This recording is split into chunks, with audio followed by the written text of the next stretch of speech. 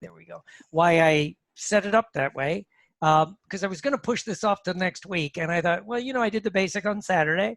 Then I did the master on Sunday. I decided to go ahead and do the trainer today on a Monday. Because a lot of the world's still in lockdown. So we're not as busy as we normally are. But also, too, at the trainer level, it's more of a, not that the basic and the master aren't professional levels, but at the trainer level, it's more of a, it's the next level up. Like when I used to do when I do the Trainer's Training Live as a 5-day course, I usually do it Monday through Friday, just like a business week, because I want people to have a business idea when they're doing it. So I thought that's one reason I think I'll just jump in and do this on a Monday. Might get a few less people, but it's just a different mindset, and it kind of falls in. And then on next Saturday, if anybody's interested, I'm doing a refresher on NLP and hypnosis for addictions, right?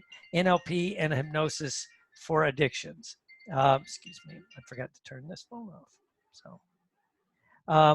So anyway, I'm going to have some fun with this today. It's, of course, I say everything's one of my favorite things to teach, basic, master, trainer, whatever I'm having to be doing. Those of you who've been in my classes know whatever NLP technique I'm doing, I always say, this is my favorite technique, because that's a mindset that we're going to talk about today, right?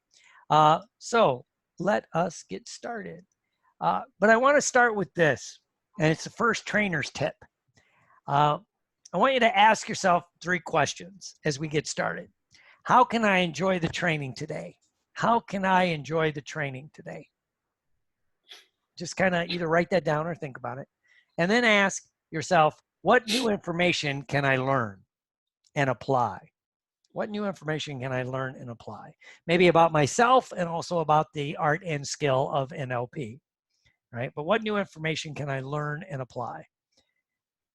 And lastly, how can I have more fun than I thought possible in class today? How can I have more fun than I thought possible in class today?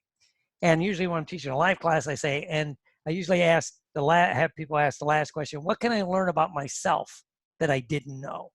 So kind of ask yourself that. I didn't put it on the list, but what can I learn about myself that I didn't know? And the reason I do this now at the start of most of my classes, I didn't do it on the 2 refreshers, but usually I try to start my classes this way because it sets your brain, it trains your reticular activating system, retrains it for the next few minutes, for the next hour or so, or if you're doing a training, it sets your reticular activating system to find information, which is kind of cool, And so when you're doing a training, whether it's hypnosis, NLP, whatever you have to be doing, if you ask this at the beginning, it's running in the back of your mind. An unanswered question stays in your mind. I forget the rule of psychology that your brain remembers unfinished events more than finished events, right? I forget which psychological theory that is, but you remember things you didn't complete more than you remember the things you completed. Right? That's why when you talk to elite athletes, if they're elite and they've been in the field a long time, they usually remember a lot more of their losses than they do their victories. Right?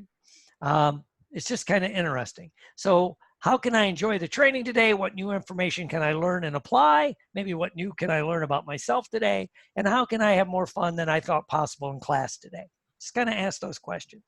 Now,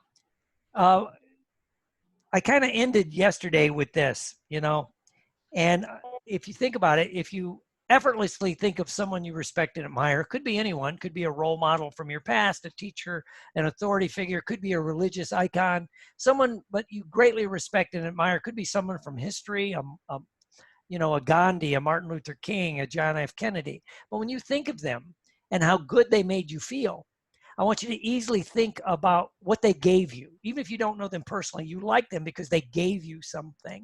And if you think about those things, whatever they are, maybe they make you felt good, maybe they did things, right? I want you to easily think about that and how we can do great things together like they did, whatever it is. And I want you to know, as I easily look into your eyes via Zoom, and you can look into mine, that I know that you, like me, want more of this. And, you know, I try to be an open book. I try to be as transparent as I possibly can. And I invite you to do that, right? Now, that's kind of a weird statement we're going to break down as we go on, right? But it really works, right? And this is kind of what we'll be talking about in the trainers stuff that we're doing, right? So what is an elite trainer, right? Well, an elite trainer is basically, and that's what we're talking about today, is you train not to be good on your, you train not to be your best on a good day. When you're having a good day, you're good, right? You train to be good or even great on a bad day. You know, the difference between like an elite athlete and a mediocre athlete, their normal performance is better than a lot of people's best performance, right? And so that's the difference between good, very good, and Hall of Fame level, whether it's acting or sports or training. There are people, even when they'll come off and go, man, I just wasn't on it today. And even if you're into it, and you might go, wow, you were great. But in their mind, you know, you want to be your best on a bad day, because you will have bad days as a trainer. I guarantee it. You might have a headache, other things are going on. You had a fight with your significant other, or, you know, business deal fell through. There's all kinds of things that happen, right? And what begins to happen is you want your average to be all pro level. Your average performance is better than most people's, right? But so there's a question, is where are you on this level? But first we want to look at what are the levels of trainers. First, there's a bad trainer, right? They don't really know the topic or material, right? And we know people that do that. And we see it all the time, to be honest with you, especially in the field of hypnosis and NLP. They'll take a class, they'll take a seminar, and then they'll start teaching it right away, even before they really know it, right? And a really bad trainer will not admit they don't know something, right? And we see this a lot. So there's a lot of bad trainers. Maybe they jumped in training too soon. They don't have the background training and experience that when you see a really elite trainer have, right? But they want to train. So, you know, and they're not maybe doing the best service to their clients, right? And then you have a below average trainer. They know the material well enough. They might've been a hypnotist or an NLP for a few years, and they can basically repeat the material, but it's hard for them to apply the information, you know, in different contexts. People ask a question, you know, so it's hard to answer different questions that come out. Yeah. And again, a below average trainer to me, well, it has trouble admitting they don't know, right? Because people go, well, when you're in front, can you just say, I don't know, don't have a clue, never studied it, I don't know about that, right? And usually a below average trainer is only good at one application or one aspect of the art of NLP or hypnosis or something, right? And basically they begin to take the attitude of, there's only this way to do it. You know, there's only this way. So it's my way or the highway, right? And they can't seem to handle curveballs, a below average trainer. You're at a training, you're doing your thing, and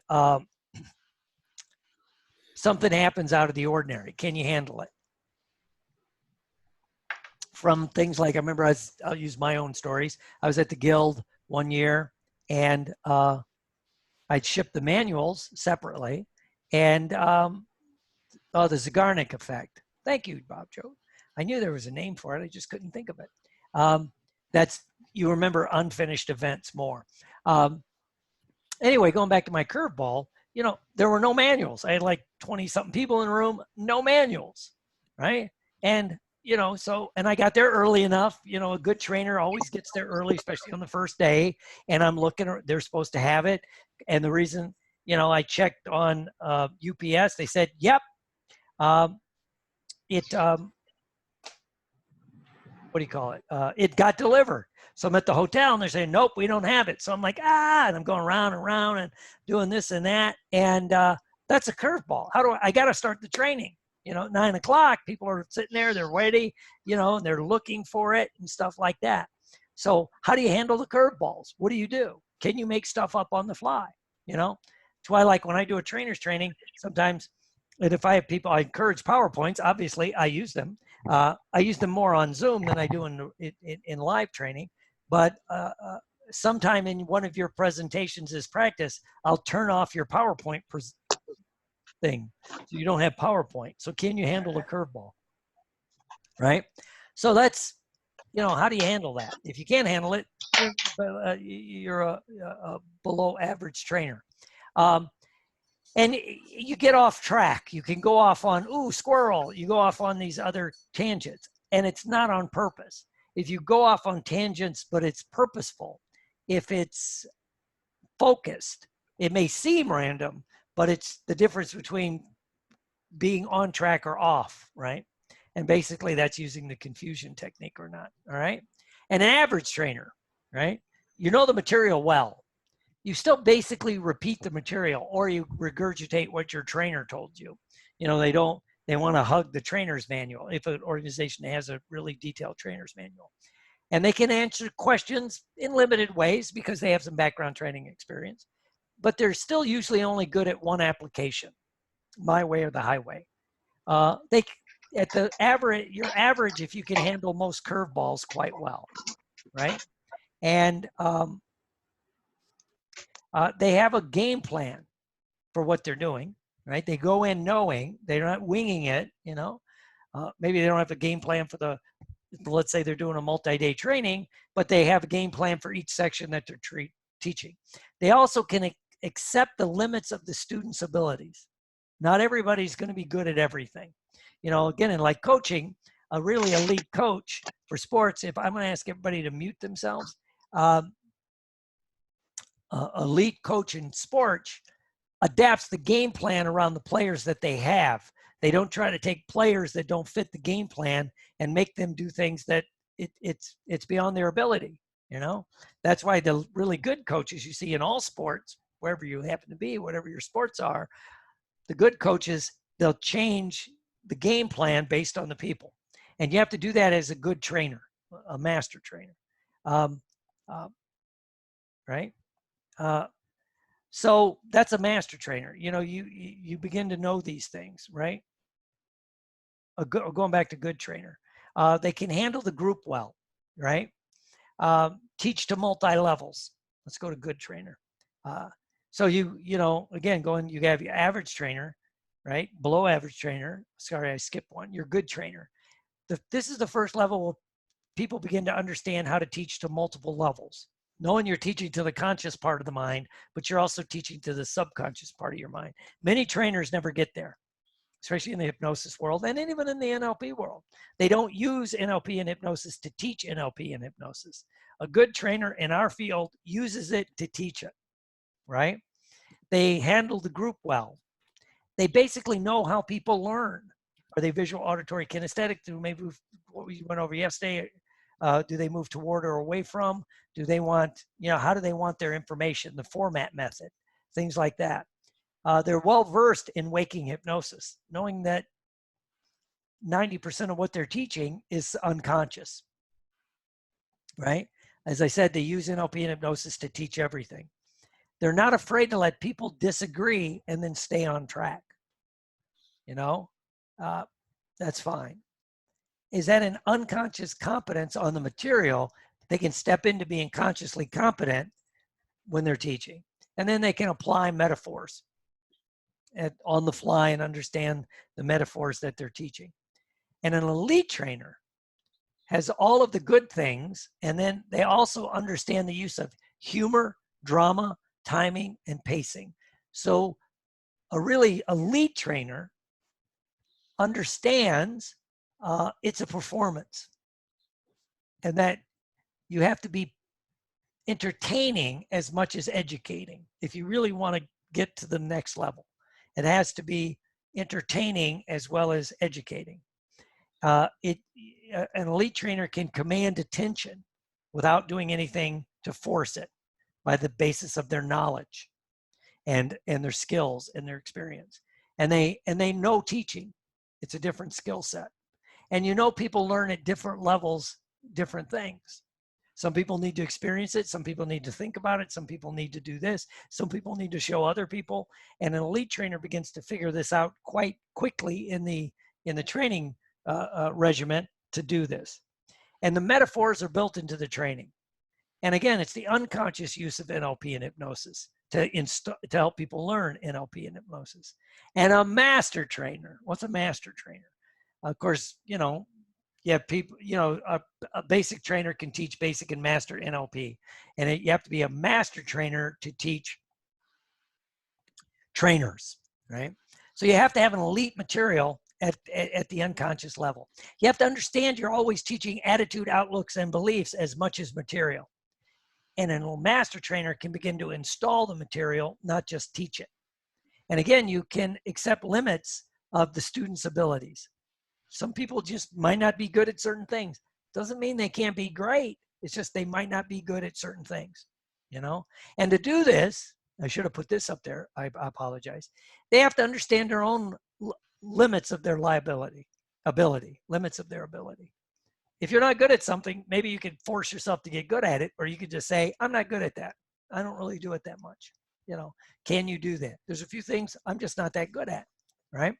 I can do it. I'm just not that good at it. Right? And that's accepting limitations of your own knowledge, and you can say, I don't know, never claim to be an expert on overall regression. I can do a regression. It's not my thing. I'm not that good at it because I don't do it all the time. Right?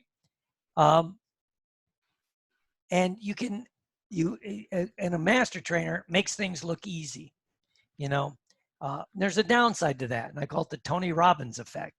Anybody ever been to a Tony Robbins seminar, right? And 90% of the people leaving a Tony Robbins seminar go, I want to be like Tony Robbins. I'm going to be the next Tony Robbins. I'm going to be the Indian Tony Robbins, the Pakistani, the Lebanon, whatever it is. Everybody wants to be the next Tony Robbins. Okay, fine, except for the fact they think that it's easy. Depending on when they saw him, they're seeing a guy that's been doing this for 40 years. And he makes it look easy. So they makes it look so easy, you think, I can do that. I can do that, and then, you'll see him do an intervention with somebody in a group, in front of a few thousand people, and he makes it look so easy. And somebody goes, I can do that. Great. And I've seen people, they take a couple of Tony things, they get good at it, and they spend all their money to put on a big event.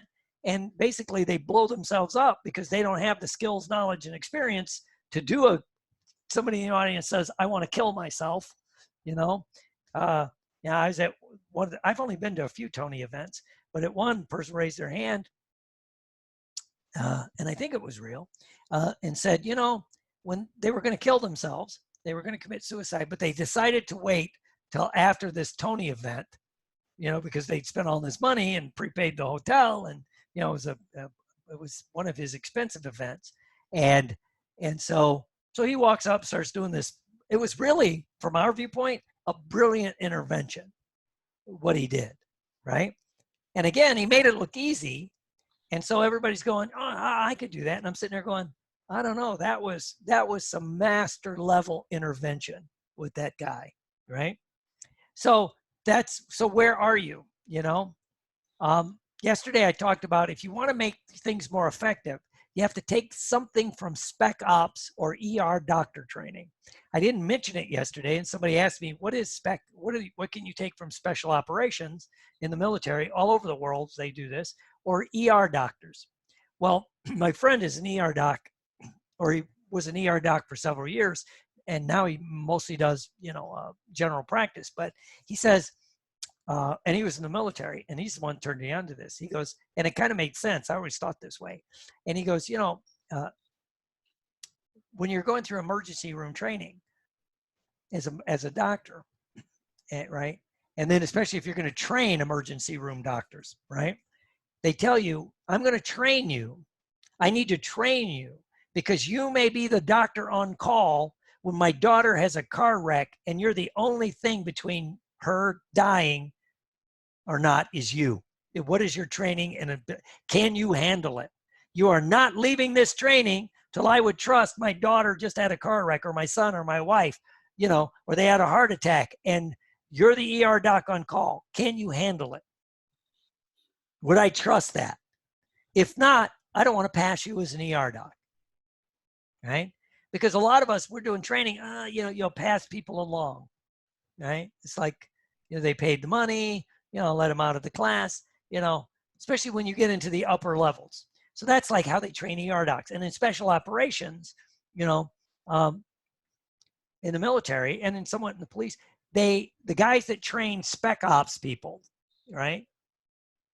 They're still working in the field. So they may be they may be doing a training rotation, for Navy SEALs or Army Rangers or Green Beret or Marine Recon.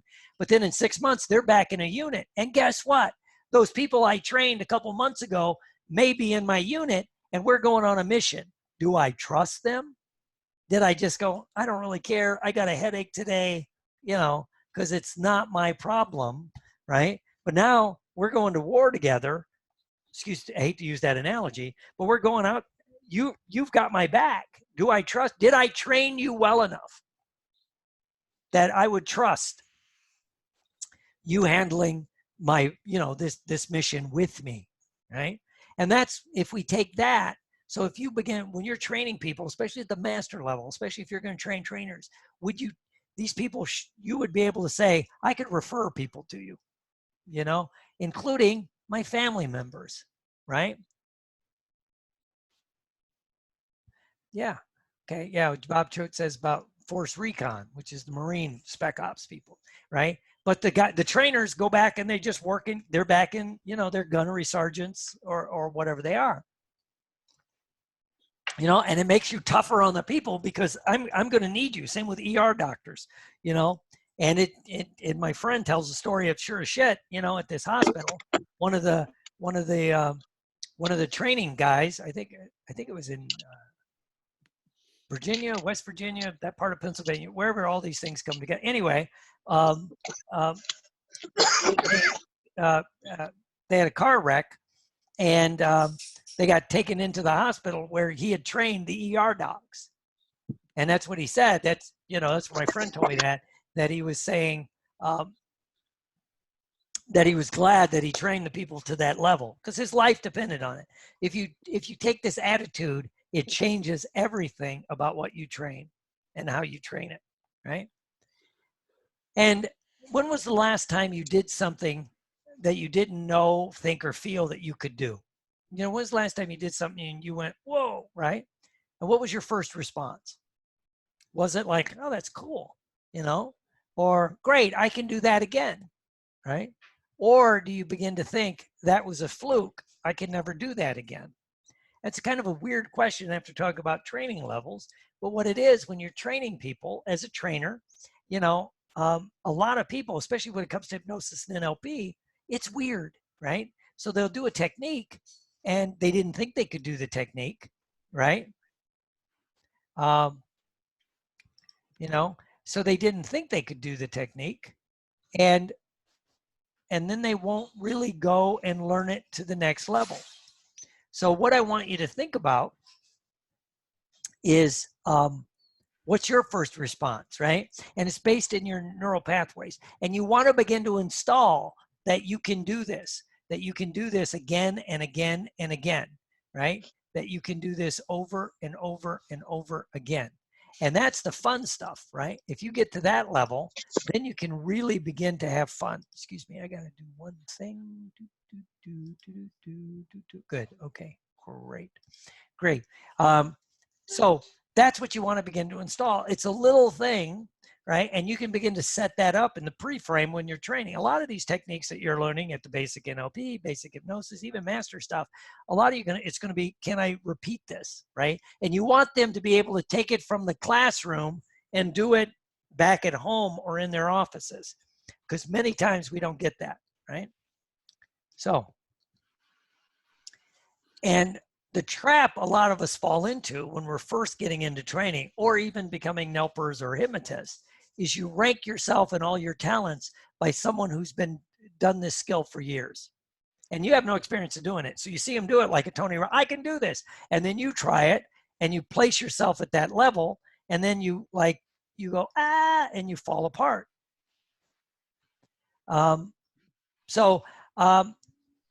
and it'll destroy all your confidence. You know, instead, if you ask yourself, how were they, whoever they are, you know, I wonder how they were when they first started. You know, how was Tony Robbins when he first started doing seminars? And everyone forgets, let's say you want to be a trainer and you're going to want to be a great trainer, and so you're going to model Tony Robbins. Well, you got to remember, for years, he was just the back guy for Bob Proctor, right? And then he has a different background. So, and he understands groups and all this other stuff. But how was he when he first started, right? And to do that, you know, you might go, I sucked when I first started. You know, Tony, sometimes he tells some of his learning experiences when he was first starting out. So don't set yourself up for failure by, you know, you're a rookie playing this sport. Don't set yourself to the guy or girl that's been in that sport for 10 years or 20 years, you know, or they've been doing this skill. So we want to set this up with our students, right? And again, the big thing I see happen over and over again, drives me crazy, is the trainers that want to act like they're magical, and so they're not going to tell all the really good stuff, and so, you know, their students can't duplicate what they did, right? And so then when they try and they fail, it's like, well, it's in me, it's not the trainer was bad, right? It's like, what am I going to do, you know? And so you know, it's like the story of the person that first day of a college class, they walked in, and the professor, after they got started, first he said, I want to let everybody know, if you've heard this story, just bear with me. I want everybody to know, I have you know, my 20 years of teaching, I've never given an A, never given an A. And I've never been close, never really given an A, never ever given an A plus. And so I just want everyone to know that. And then so people goes, a guy raises his hand, he goes, what? And he goes, so what you're saying, professor, is you're incapable of teaching a material. And you're incapable of having your students excel at the stuff you're teaching. And it caused the professor to pull back and think, right? So don't set yourself up for failure. And the other day I talked about 3 fatal mistakes I see people make. You know, you stop seeing, especially as trainers, you stop seeing random clients and you see only students or referrals from your students. Now, I've been blessed, and please, yes, I take referrals from students all the time, right? Can you work with this guy? Can you work with my family member, because they understand they're too close to their family member, or it might be, I usually get a lot of addiction referrals from my students, right? So they don't see random clients, right? And again, if you do this, you stop getting new stories, new examples, and maybe you get lazy, right? The second fatal error is you stop testing and refining the things that you teach, right? Because teaching theory may not work in the real world, right? And this is especially true, I always say, if you get information from a guru. You're at this seminar and they do a really cool technique, and especially if they don't really set it up right, and then you go out and try it and it doesn't work, right? You know, it's like you got to test it, you got to refine it. Go to a seminar, you learn a really cool technique, great, right? I go there and I learn something really cool. I go to Barrel and I learn, you know, emotional intelligence stuff, right? Great. Well, I go back, test it, I make it mine before I teach it, right? Because again, you know, a lot of times I've seen this over and over in our field where people teach theory that they've never really tested. You know, there's a guy who wrote a book on weight loss using hypnosis and NLP. I read the book. It didn't make sense to me. And I ran into the person. I said, this doesn't make, just explain to me how it works. I tried it. It doesn't seem to work. And I go, how many people have you done this with? And he goes, no one really. But in theory, it would work. And I went, oh my God, you know. But it's easy to do that. You only teach that. So test it, refine it. And it's easy to take the fatal mistake of taking granted the power of the platform. When you're in front of people and you're the expert because you're the trainer, you have an extra level of power. And so you might bring somebody up and they can do change. It takes some guts to really transfer to the people that you can do this. If I can do this, you can do this. If I can do this, you can do this, right? And what really begins to happen, especially in the NLP and hypnosis world, you'll be doing a training and someone will say, hey, you know, Avram Rufam, later, sometime during this, will you work with me on this problem, right? And you could say, sure, I could do that. I usually say, well, what's the problem? And they'll tell you. And I say, well, you know what? I'm doing a technique on this later.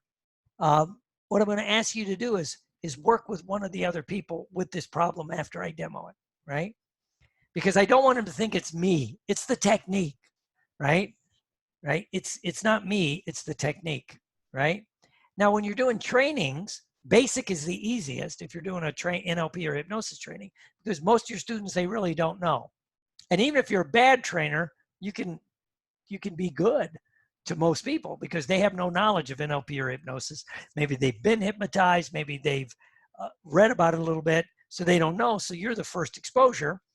And so, you know, it's easy to teach basic level. If you're going to teach master NLP or master hypnosis, you have to be a step ahead of the students because they have basic knowledge, right? And you kind of have to know how they were trained.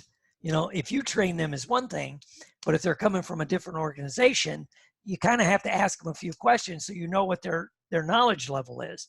So you have to be a step ahead, right, of the people you're training. If you're going to train trainers at the trainer and professional level, you have to have a high knowledge of the information that you're teaching, and you have to be able to teach to multiple levels and be able to track that, right?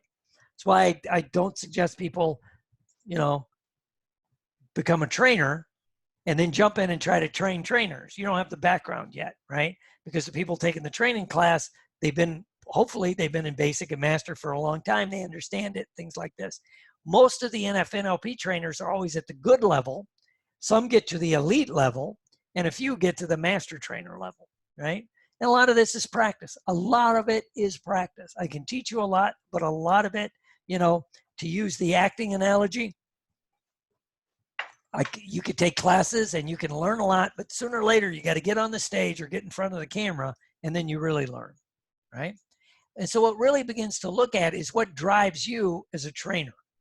What you know, we get into training for a lot of reasons, right? So what's driving you as a trainer? Is it significance? Many people want to be a trainer because they want to be significant. These are people that might just collect certificates.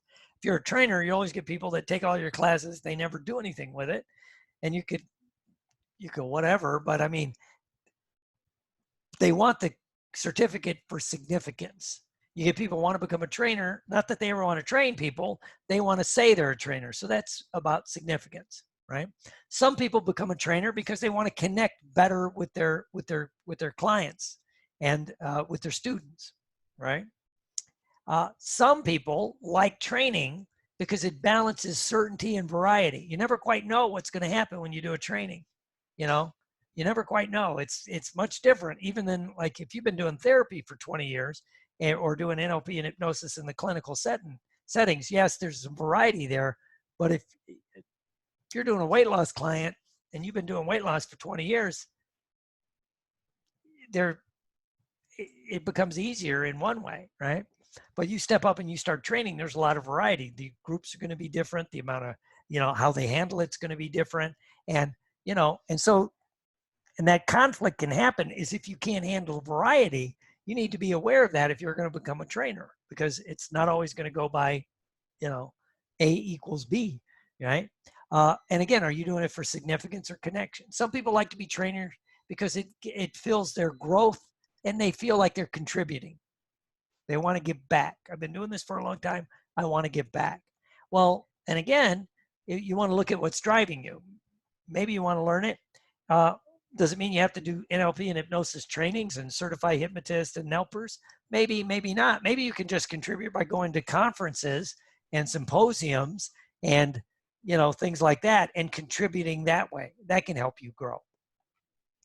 But everyone's driven by something else, by what it is. And it's the same when you're teaching this, especially hypnosis and NLP. The people learning it, you want to figure out, why are they learning it? You know, do they want to grow? Do they want to contribute? Do they want to connect? Maybe they want to be significant, right? Who knows? I don't care.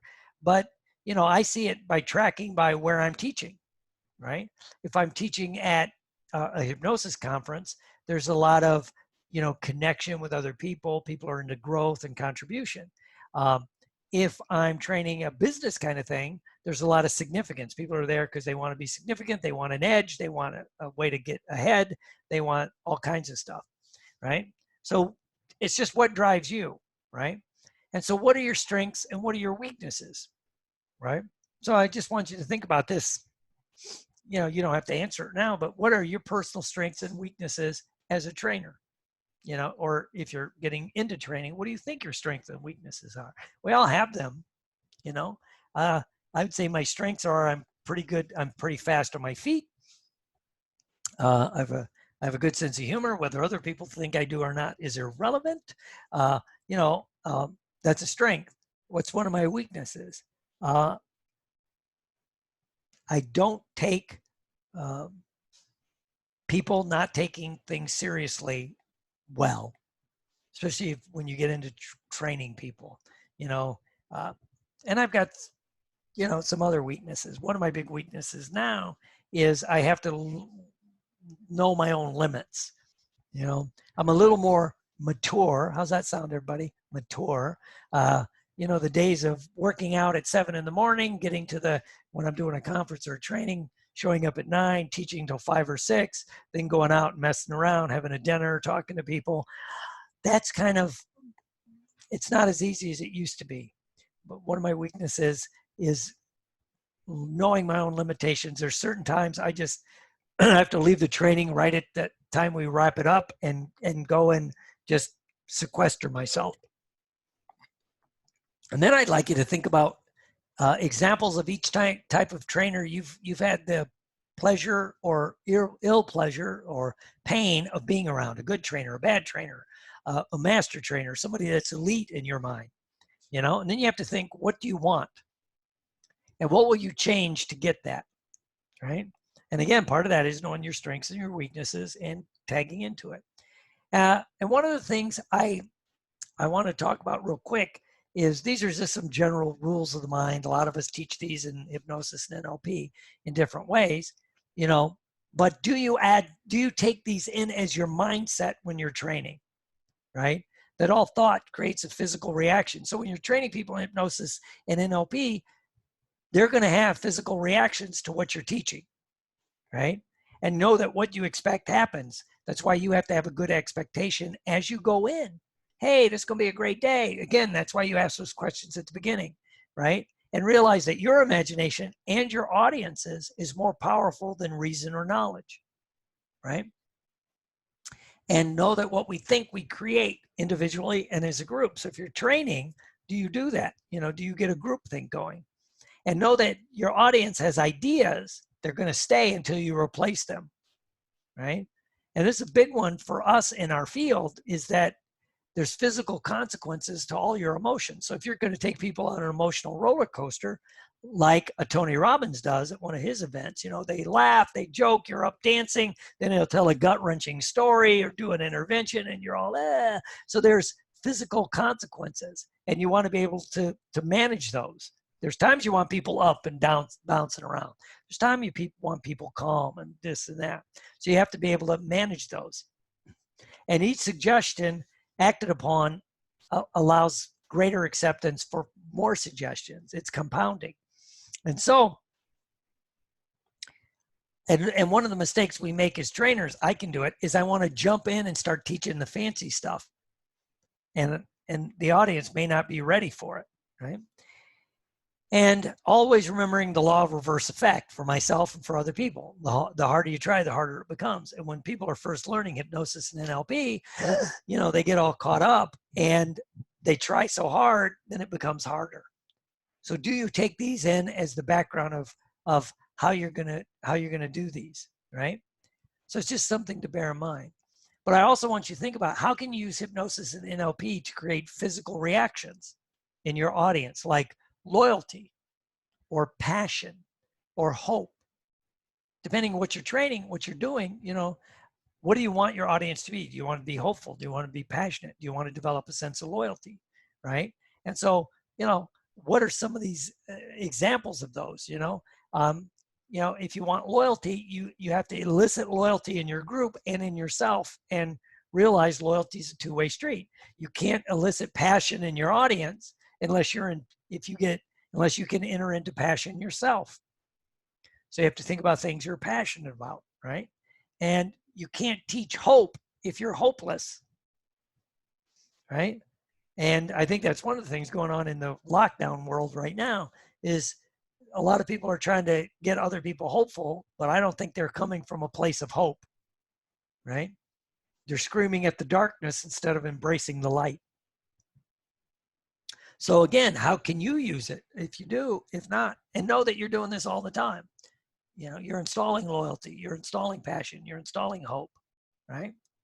And you want to be able to know what levels people are in, level of emotion, level of thought, and again, when I talk about the HOT model, hierarchy of thought, are they in the experience? Are they in thinking about the experience? Are they thinking about thinking the experience? And you have to figure this out when you're training a group, because many times it's like if I try to train a bunch of therapists, right? Especially doctorate level, right? Or social workers. They're generally in the second or third level of thought. They're thinking about the experience. They won't go do the experience. And they'll ask questions, and you'll hear it in questions like, you'll do a demo and they'll say, can I ask Joe a question who had the experience done to him? That's irrelevant, right? But they're thinking about it. They're not trying to get into the experience. So you need to know that. You could get frustrated, but if you realize that, then you know what level you want them in, right? So you say to that person, that's a great question. We'll come back to that. But will you do me a favor? I want you to go do the experience so you see what it's like for you. Because right now you don't have anything to compare or contrast. If Joe says it was the most painful, gut-wrenching experience of my life, and then you said it was wonderful and lovely, well, there's no thing. So I want you to experience it, right? And the way I always set that up is I always tell people, I know you have a lot of questions. Most of your questions will be answered by doing the experience and having it done to you. So save your questions till afterwards, then we'll answer them. And I've tested it, unofficial research. If I take questions first, if I just do the demo, any questions, I can spend 20 minutes on questions, right? And if I say, do the demo and say, okay, here's what I want you to do. I want you to go do it. I know you all have a lot of questions, but if you do the technique the way that was written, kind of like I said yesterday, got your checklist, do it the way it's written. Most of your questions will be answered, and those that aren't, we'll answer those afterwards, right? And so that's how you know how to move the people through the levels. That's priceless information, right? So you need to know where are they in the, too many times people are in the experience, they can't pull back, right? So when you're doing a training and you say you got 30 minutes, 15 minutes each, and they get so caught up in the experience, they lose track of time, right? Yeah, Beryl said people deflect. That's what I'm trying to stop, and they're in that higher level of thought. Just do the experience. We could spend all day discussing what it's like to jump out of an airplane. Let's just jump out of an airplane. It's much different. So anyway, there we go. And again, when I started this, when I said, effortlessly think of someone you respect and admire, right? I'm doing a command, effortlessly. What the hell does that mean? It means don't work at it. Effortlessly think of someone you respect and admire, right? Because some of you know this story. When I was doing public seminars, especially for smoking and weight loss, usually you have that format. You get up or somebody introduces you, gives your credentials. So you have all this, power when you step up on the platform. Well, one day I didn't have anybody introduce me. And I thought, let's just have some fun with this. Let's test. I always say, test what you're doing. So, the seminar is getting ready to get started. I just jump up there and nobody knows me. I mean, they signed up for my seminar, but they're there to stop smoking. That's what I said. So I said, everybody, what I want you to do is take a deep breath, close your eyes. Now, effortlessly think of someone you respect and admire. And first of all, I got so much information because Did they follow my instructions of close their eyes? 95% did. And when I said, think of somebody you respect and admire, and it could be an authority figure, a coach, a role model, someone from your past, it reset their systems. And then I'd say, after I would do that and a couple other things, what they gave you, how they made you feel, now open your eyes and look up here. I would do that at the seminar. And so let's say they're thinking of their football coach or their drill sergeant, and they're like in that state, and they open their eyes, and I'm up there going, and look up here, everybody look up here, like this with my old Bill Clinton technique. And, and it changed the seminar, right? And when I teach that to people, and people see me do this kind of thing at conferences, and they snicker and they go, I don't believe you do it. Well, I do it because it works, right? Even when it's doing it, if you do it, it works, right? And so if you want to get to the point where this kind of stuff just rolls off your tongue, if you effortlessly think of somebody you respect and admire, could be like I say, a coach, or someone from your past, a religious icon, a historical figure, and how they made you think and feel and what they gave you. Maybe it was confidence, maybe it was motivation, maybe it was insight, maybe it was just feeling good. I want you to know that we can do great things together easily and effortlessly, right? And you make this motion.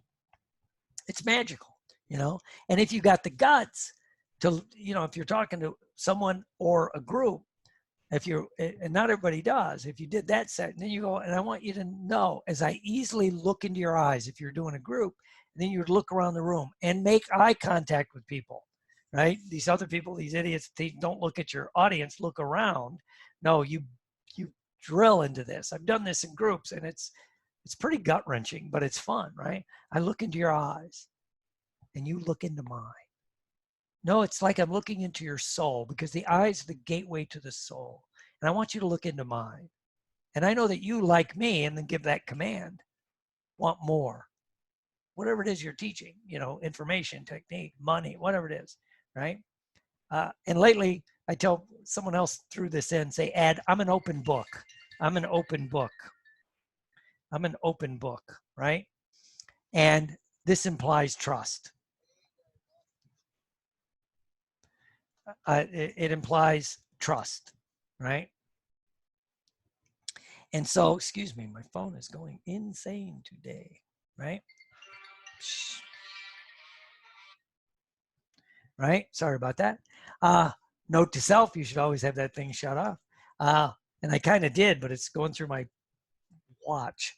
Damn technology, right? But if you say that like I'm an open book, I'm pretty transparent. Some people will go check. By the way, they've already checked by the time they come to see you, so it doesn't really matter, right? But it implies that, and it's open, and it's, now to do this, you have to open your energy. If you're into energy stuff, you have to take a deep breath, and you have to be confident enough to do it, right? Oops.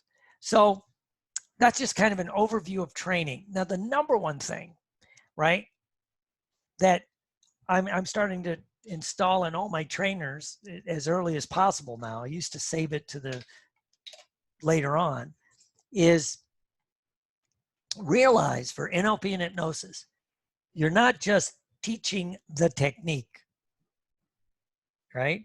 You're teaching the attitude, outlook, and mindset behind the techniques. So what attitude, outlook, and mindset do you want your students to take into the world, right? This was always the missing ingredient, right? It's why those of us that go to conferences, you can always usually tell people who are trained by someone, if they were trained by a very rigid, structured, you have to do it this way, this way, this way, and this way. Even if the person didn't say that they had to do that, people take that because people are going to subconsciously model you when you're training. So what attitude, outlook, and insights do you want your students to have subconsciously as they're doing this, right? And now you can think about some of the trainers, the really good ones, you kind of pick it up. Is it fun? Is it whimsical? Is it very serious? Is it whatever it is, right? So what I want you to do is begin to realize that's the magic behind this when you're training. What attitude out, and everybody's different, and this is your base personality, going back to the question I was asking about what do you want, and, what kind of trainer do you want to be? Well, part of this is you have to look at your core. What are you comfortable with? You could either change your core, or you just realize this is kind of who I am. This is what works for me, and hope and trust that the universe will bring you people that you resonate with. I resonate with people that kind of have the same mindset. I don't resonate with people that freak out on rules, right? And so it's just a process. It's just a process. So what I want you to do is just think about that. As I didn't put a sales pitch up here because I promised no sales pitch. I do have a master trainer course starting soon. So if anybody has any questions, reach out about that, right? And it'll be online. Probably it's going to run on Mondays. So it starts the 25th, which is a week from today. Today was kind of a wrap. Some people have already joined, and this was like a kind of let's get started, kind of put your mind in the thing so you can begin to think about what kind of trainer do I want to be? Where do I want to go? What do I want to do? And, my master trainer course has a few things different, by the way. One of the things it has different is part of the class is writing a book. If you haven't written a book yet and you want to make sure you write a book, if you've written a book, we're going to write another book. And that I'm trying to create a community online of trainers and master trainers so they can learn from each other, because some of the best changes and some of the best learnings and stuff is coming from a group mindset, if you will, right? Where, you might be better at like Facebook marketing than I am. And so, if in the community, we did this the last time, a lady did a thing on Facebook ads, how to do Facebook ads, how to do this, which is wonderful because that's what she's very good at it. So she could say, this is what she found works. This is what she found doesn't work, stuff like that. And so it's going to be fun. It'll be here on Zoom and we'll record it. And then it'll be uploaded into a private Facebook group. And the reason I use Facebook group for that, I used to always have just a website, a WordPress website. Well, Facebook has the best way to watch video that I found lately, right? It's easy. It's that and YouTube, right? And so, but a private Facebook group, and then people can chat and they can share their information and do this. So that's kind of what we're doing. It's the class on Mondays at noon for 1 to 2 hours. I'm going to try to respect everyone's time. It'll run for several weeks. There'll be assignments besides the book thing, including teaching things to the class. So that's just some background, and didn't want to do a big sales pitch. So anyway, I'm going to open it up. Does anyone have any questions and if somebody asking the thing, usually when I do the trainers training, people have seen me overseas and other places. It's like $19.95, $29.95. Last time I did the master trainer online, it was $19.95, and then I dropped it for some people.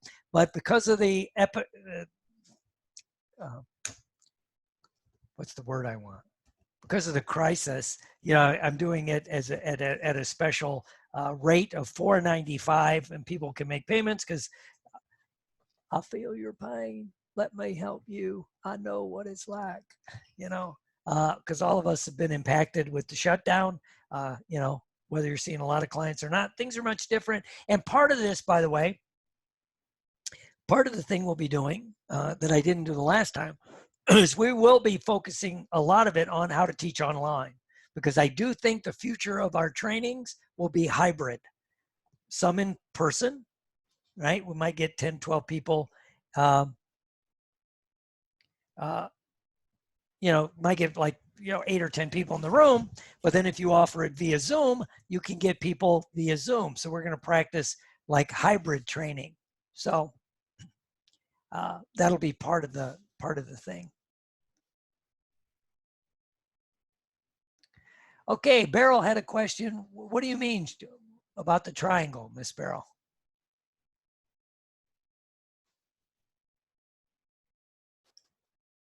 Hold on, you're muted. Like Maslow's hierarchy of need, but it had different categories. Oh, okay. I think it was like certainty, that Oh yeah, value. you want to see that?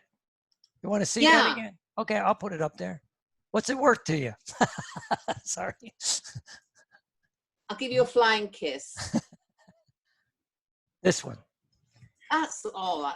Right, Human right. needs. I can send that to you. And what it is, and these kind of, yeah. One before that with the triangle. Human needs. I do it this way. This way seems to work because they're also kind of balancing. If you go too much into significance, you can lose connection. If you go too much in connection, you can lose significance. You know, if you're totally locked into certainty, you can't stand variety. You know, so hopefully and there's no right or wrong. That's what I stressed about it. You know, you might want to try to find a balance, but whatever it is, it is. But I'll send you the PowerPoint. I forget who came up with this. Tony Robbins talks a lot about it. So does Wyatt Woodsmall. I'm trying to think of who came up with it. I think it was a guy in Minnesota years ago.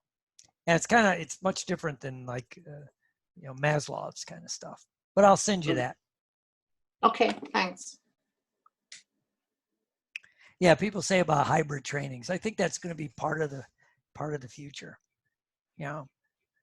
And again, because I just did that thing for International Association of Counselors and Therapists, and we doubled the amount of people in the room because it was online, you know, which I was sitting there thinking as I was doing it, even if I could have been at the hotel in Orlando and had people in the room, two ways to look at it. A, I wouldn't have impacted the 8 other people that I could have trained online.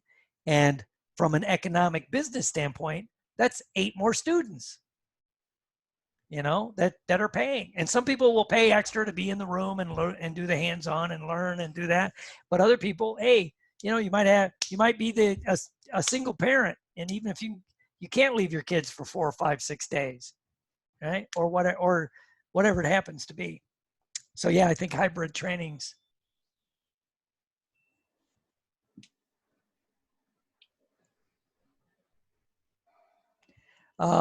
Someone asked me about Diltz's 6th level communication.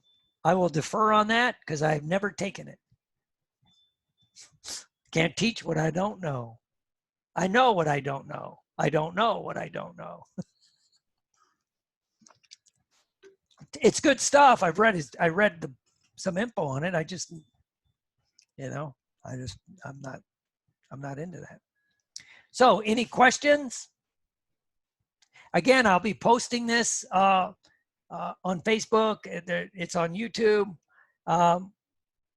Someone asked me a question technical on background in Zoom. If you have Zoom Pro, it's easy to set your backgrounds different. Albert's got one. He's got the classroom, right? Let me show you. I love playing with this. I love technology. Now I'll probably blow something up, right? So I could go to like a blurred background, right?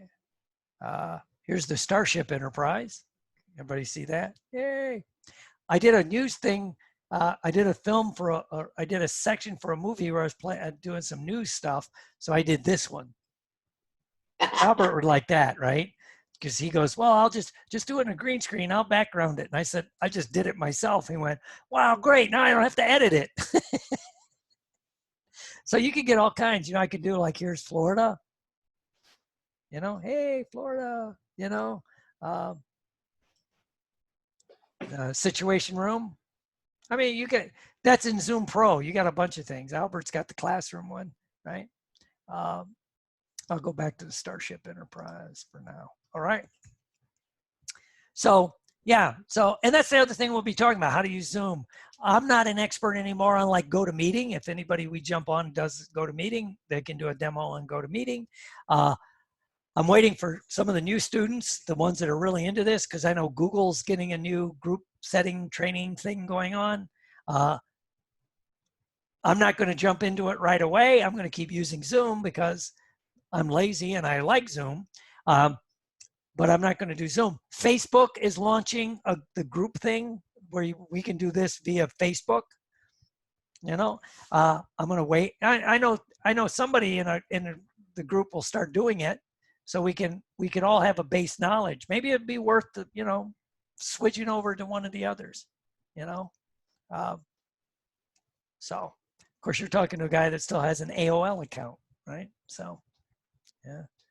Because we had it when it first opened. I mean, like the day they offered an AOL thing, we got one because my wife she's a computer programmer. And so we've kept it all these years, right? So whatever. So yeah, but why not? So I'm sorry, I'm babbling. I had a big interview right before this, so I'm jazzed. But I like to respect everybody's time. So if anybody has any questions, I always do soft sells. If you're interested, shoot me an email. Let me put it down here. Dr. Will Horton at Gmail. I have one question. Yes. It's basic on the online module or when we're doing the training through Zoom or even hybrid. I've got this right now question in my mind that if I have to teach them sensory acuity, especially the kinesthetic part of it, how do we do that part?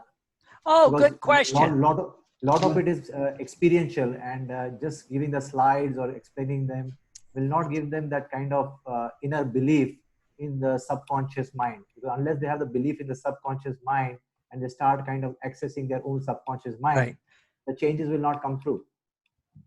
Right. Well, hold on. It's a good question. And actually, a student told me this one. And what it was is sometimes when I'm doing a live training, there's a thing where you take coins, right? Yeah. And you drop them on a table. First, you have them close their eyes, and you say like quarter, and I'll use U.S. things, quarter, and you drop it. And then dime, and you drop it.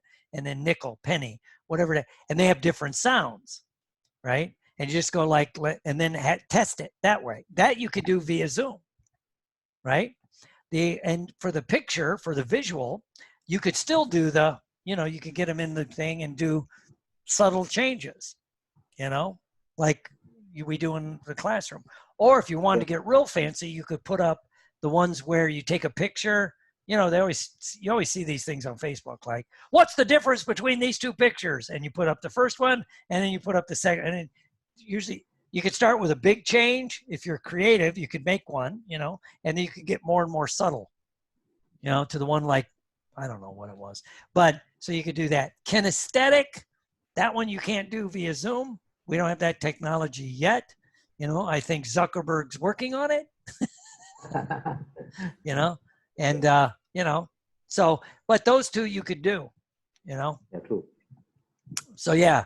And that comes from a student just told me, they were doing it with dropping coins because I used to do that live just to have fun with it, right? I'm like, yeah, that would work over Zoom, or you could have different tones. The great thing about technology, it's only limited by your knowledge of it and your ability to adapt to it, because I do know somebody was saying they were doing one with tones because they went and got a hearing test thing, and it would be the subtle like, dee, dee, I'm not a good enough singer to do notes offhand. The difference between an A and A flat, isn't that, so, well, and a few people could hear it. Maybe not everybody on this call. I'm pretty sure Albert could, so of course you're talking to a guy that's, haven't been singing that long. Yeah.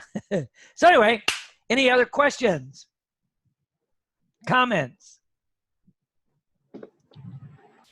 Thank you. Sounds very interesting. Okay. Oh, someone asked about how to teach rapport online.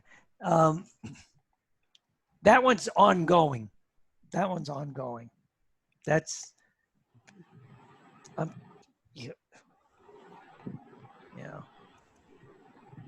We'll talk about that one later because that's still developing. How do you teach rapport online? But everything else, pretty easy. All right, everyone. If you have questions, reach out. this will be posted later today on my Facebook and excuse me, and on YouTube.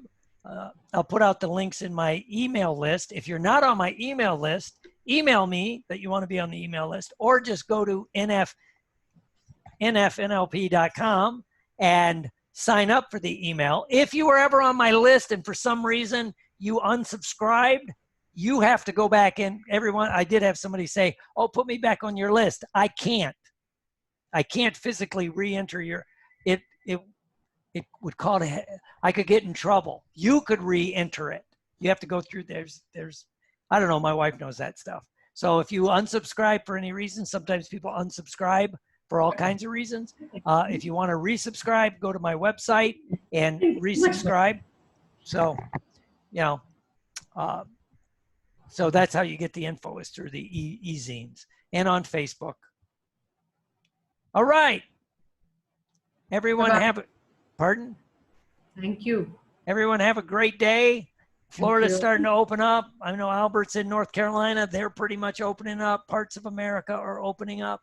Bob, you're in California. Good luck. They're going to shut down till the millennia. You know, 2100 is the current due date for opening. Well, at least I can go hiking finally. Yeah. Yeah. Go to the beach, you'll get arrested. You can go to Walmart with 1,000 people. That's totally makes sense to me. Thank you, Will. Bye-bye. Bye-bye, everybody. Have a great day. Bye. Everybody. Thank you. Thank you, Will. Bye-bye.